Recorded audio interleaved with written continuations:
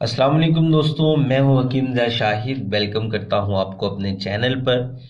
आज एक बार फिर एक नए वीडियो के साथ और एक नई जड़ी बूटी के साथ आपकी खिदमत में हाजिर हूं।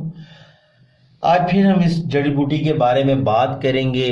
जैसा कि आपको पता है, पहले भी मैं जड़ी बूटियों के बारे में वीडियोस बनाता रहता हूं, उनके इस्तेमाल, उनका मिजाज, उनकी मिकदार खुराक आपको बताता रहता हूं, और जड़ी बूटियों के जो मुज़र असरात होते हैं उनको कैसे ख़त्म किया जा सकता है, उनके लिए कौन सा उसका मुसलह डाला जा सकता है, ये सब चीज़ें जो है आप तक पहुंचाता रहता हूं।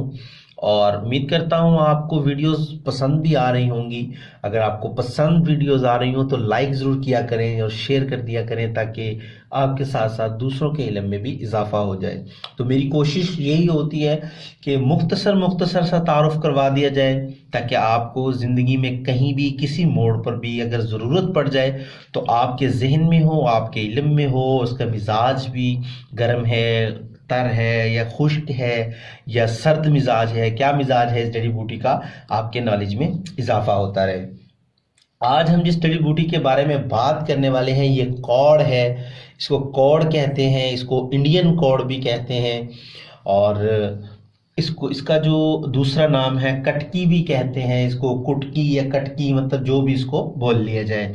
और इसको अगर हम देखें तो हिंदी में इसको काली कटकी कहते हैं, और अरबी में इसको जो है खरबक हिंदी कहते हैं, और बंगाली में इसको कटोर दहनी कहते हैं, और संस्कृत में इसको जो है कटसिरा कहते हैं।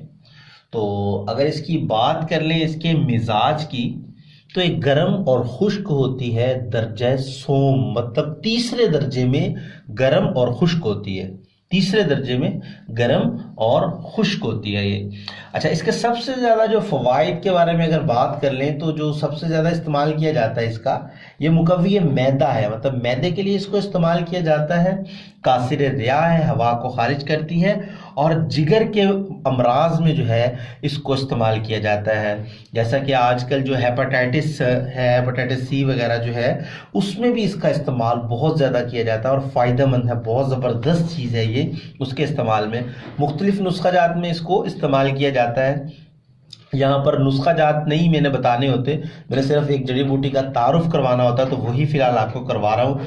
और पुराने बुखार जो होते हैं, जो बुखार नहीं उतर रहे होते, मतलब एक अरसा से चलते आ रहे हैं, उनके लिए बड़ा ज़बरदस्त चीज़ है ये। इसको मुख्तलिफ सफ़ूफ वगैरह बनाकर खिलाए जाते हैं। और जिगर के जो मरीज़ होते हैं उनके हाथों और पाँवों पे जो वर्म आ जाता है, सोज आ जाती है, उसके लिए भी जो है इसका सफ़ूफ वगैरह बनाकर इस्तेमाल करवाया जाता है। और जो ये बुखार वगैरह होते हैं उसमें जो है नीम के पोस्त के साथ जो है इसको मिक्स करके इसका जुशांदा बनाकर जो है इस्तेमाल करवाया जाता है।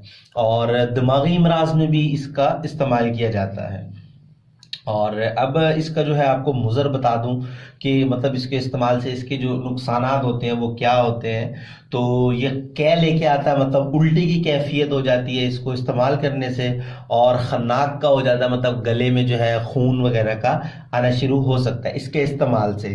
तो इसीलिए जो है इसका मुसले है कि अगर आप इसके साथ मस्तगी रूमी को इस्तेमाल करेंगे, और या इसके साथ जो है रोगने बादाम को इस्तेमाल करेंगे, तो आपका जो है इसके जो मुज़र असरात हैं वो ख़त्म हो जाएंगे। और इसकी अगर बात कर लें मिकदार खुराक की, तो 5 रत्ती से लेकर 1.25 माशा तक इसकी जो है खुराक है। मतलब 5 रत्ती से लेकर 1.25 माशा तक जो है इसकी खुराक है। और अगर इसको बुखारों में इस्तेमाल किया जाए तो 2 माशा से 3 माशा तक इसकी खुराक है। और जो इसको इस्तेमाल किया जाता है इस्तिस्का में, मतलब दस्त लाने के लिए इसको इस्तेमाल किया जाता है, तो 6-7 माशा तक इसको दिया जाता है। तो ये नॉलेज था, ये मतलब सब बातें थी इसके बारे में जो मैंने आपको बता दी। उम्मीद करता हूँ आज की वीडियो भी पसंद आई होगी। तो चैनल को सब्सक्राइब कर लीजिएगा। हकीम ज़ा शाहिद को इजाज़त दीजिए। अल्लाह हाफिज़।